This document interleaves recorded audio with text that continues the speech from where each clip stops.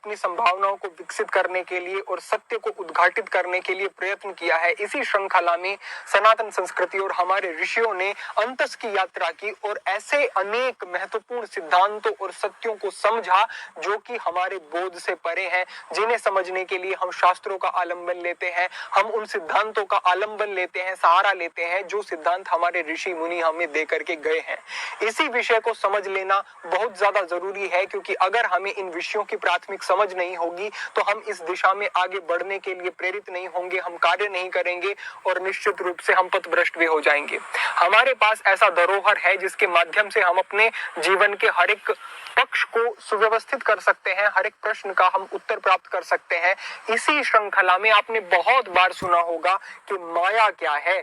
इस प्रकार के प्रश्न का उत्तर आपको आज प्राप्त होगा और यह समझ लेना जरूरी है, क्योंकि आप माया के मध्य में रहते हैं और आपको पता नहीं होता कि हम माया से ग्रस्त हैं, हम माया के मध्य में जी रहे हैं। तो इसको अगर आपने समझ लिया तो माया को समझ पाना, माया से पृथक रह पाना, ये आपके लिए कहीं ना कहीं कुछ सरल हो सकता है। इसी विषय में एक बार राजा जनक की भी जिज्ञासा बनी जब उन्होंने एक स्वप्न देखा और स्वप्न में उन्होंने ऐसा अनुभव किया कि जैसा मैं सपना देख रहा था तो मुझे लग रहा था जैसे कि वो सारी चीजें मेरे साथ घटित हो रही हैं, लेकिन जैसे ही मैं सपने से बाहर आया तब मुझे अनुभूति हुई कि वो वास्तविकता नहीं थी, वास्तविकता कुछ और है।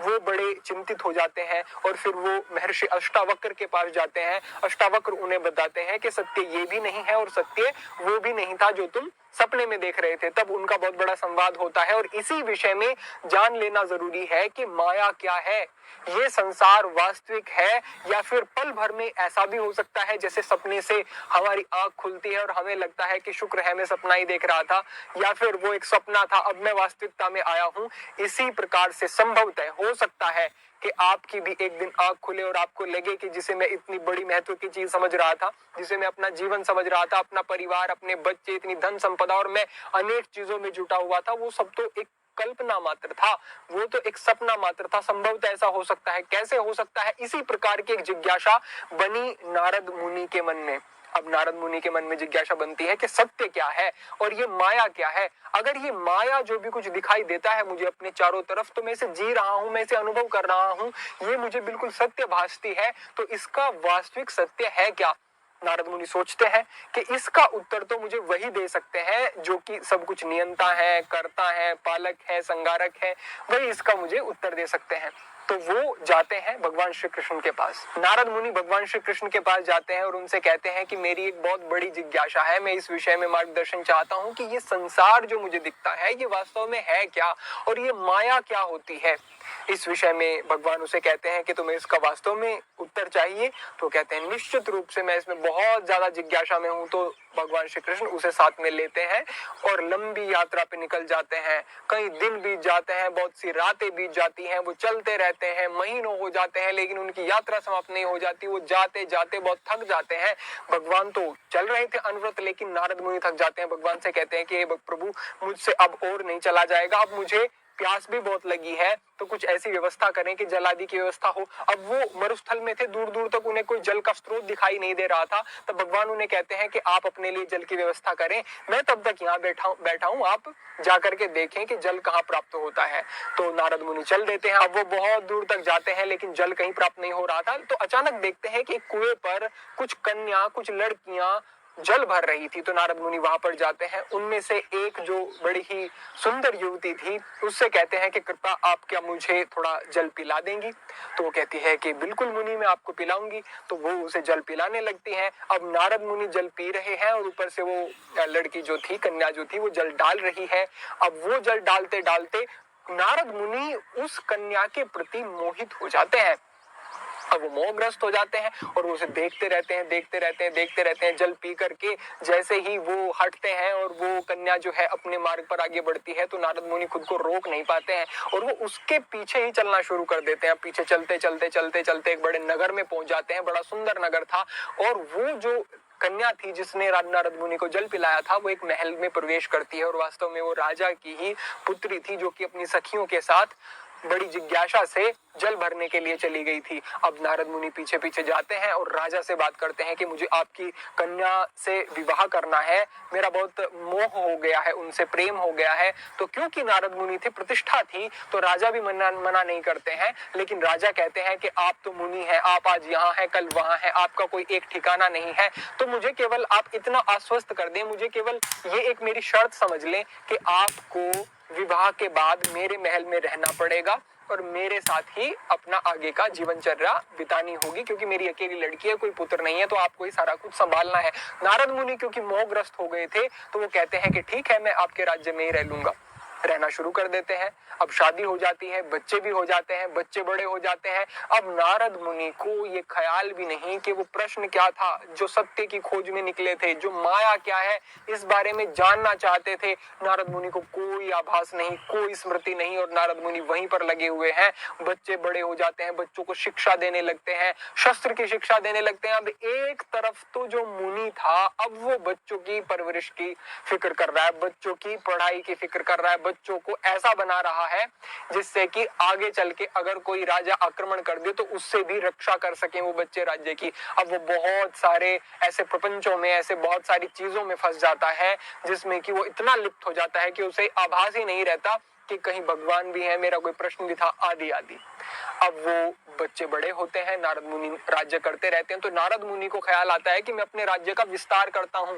अब जहां एक मुनि था जो कि आसक्ति जिसकी किसी से नहीं थी, अब वो कहता है कि मैं राज्य का विस्तार करना चाहता हूं। राज्य का विस्तार करने के लिए नारद मुनि आक्रमण कर देते हैं दूसरे राज्यों के ऊपर, आक्रमण कर देते हैं और बहुत सारे राज्यों को जीत भी लेते हैं, अपने राज्य में वापस आते हैं। लेकिन कुछ समय के बाद जिन राज्यों पर आक्रमण किया या जिनकी सीमाएं उन्होंने अपने अधिपत्य में ली कुछ प्रतिशत, वो राज्य वापस उनके ऊपर आक्रमण कर देते हैं और बड़ी तैयारी से करते हैं, नारद मुनि को हरा देते हैं, नारद मुनि पतित हो जाते हैं, वो सारा साम्राज्य छिन जाता है। नारद मुनि अपने बच्चों को और अपनी पत्नी को लेकर के अब दर दर की ठोकरें खा रहे हैं। जो राजा था वो अब दर दर की ठोकरें खा रहा है, सोचते हैं कि कैसे जीवन यापन होगा, सोचते हैं कि कहीं भिक्षा मांग कर ही खाएंगे। भिक्षा मांगने के लिए अपने राज्य से बाहर जाना था क्योंकि राज्य अब छिन चुका था। अब वो नदी को पार करना शुरू करते हैं कि नदी को पार करके दूसरे राज्य में जाकर के वहां भिक्षा मांगेंगे।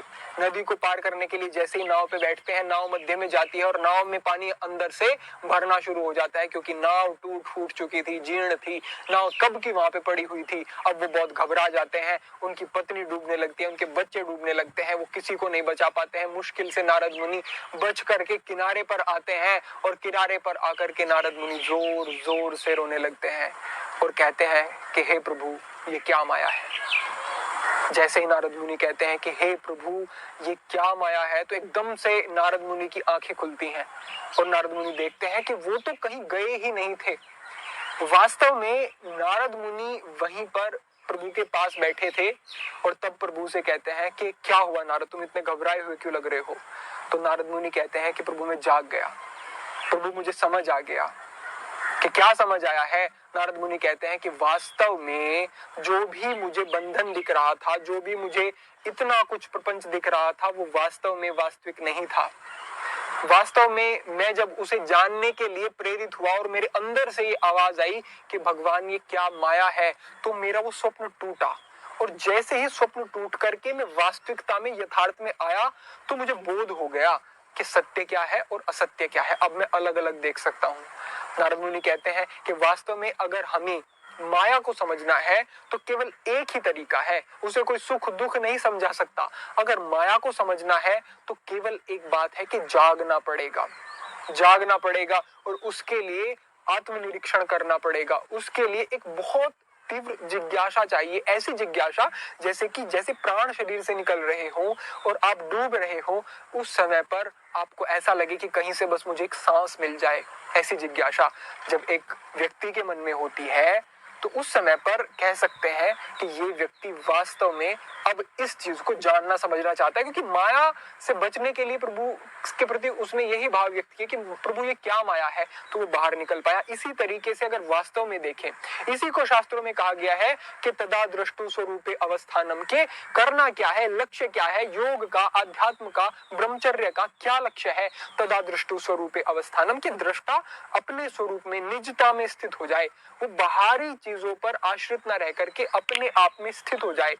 व्यक्ति अगर अपने आप में स्थित हो जाएगा तो तदा दृष्टु स्वरूपे अवस्थानम, यानी कि उसने अपने स्वरूप को जान लिया और बस यहीं पर सारी यात्राएं समाप्त होती हैं, यहीं पर सारी दौड़ भाग समाप्त होती है कि अपने आप को जान लिया, कुछ और करने की जरूरत नहीं है। इसीलिए कहा गया है कि अहम ब्रह्मास्मि, कि मैं ही ब्रह्म हूं। हमारे अंदर वो तत्व व्याप्त है जो कि हमें वास्तविकता से अवगत करा सकता है और ये हम सभी को देखना है। आप चाहे किसी भी आयु के हो, आप चाहे कुछ भी कर रहे हो, आध्यात्म को अपने जीवन का अभिन्न अंग समझें, वास्तविकता और अवास्तविकता में अंतर समझें, अर्जित करें, मेहनत करें, प्राप्ति करें, कोई समस्या नहीं है, लेकिन बोध कभी भी नहीं डिगने पाए कि जो भी कुछ मेरे साथ घटित हो रहा है ये कोई माया या कोई प्रपंच ही है। वास्तव में कभी एक समय जरूर आएगा, सबके जीवन में आएगा, कि जब अचानक से एक बोध होगा, एक आंखें खुलेंगी और पता लगेगा कि जिसको हम इतना महत्व दे रहे थे वो उतना भी महत्व देने योग्य नहीं था, या फिर वो उतना वास्तविकता के निकट नहीं था। ये एक परीक्षा है जीवन की, इसको परीक्षा की तरह लें, माया को और वास्तविकता को अलग अलग समझें। आज का यही मार्गदर्शन था, मुझे उपयोगी लगा, क्योंकि मुझे लगता है कि आप इस बोध से युक्त हो गए हैं कि आप चीजों को समझ सकते हैं। आपके लिए अन्य भी बहुत सारे मार्गदर्शन उपलब्ध हैं, उनको भी देखें और अपने आप को इस योग्य बनाएं कि इस मार्गदर्शन को आप समझ सकें और जीवन में धारण कर सकें। कोई प्रश्न होते हैं आपके इस विषय से संबंधित तो निश्चित रूप से आप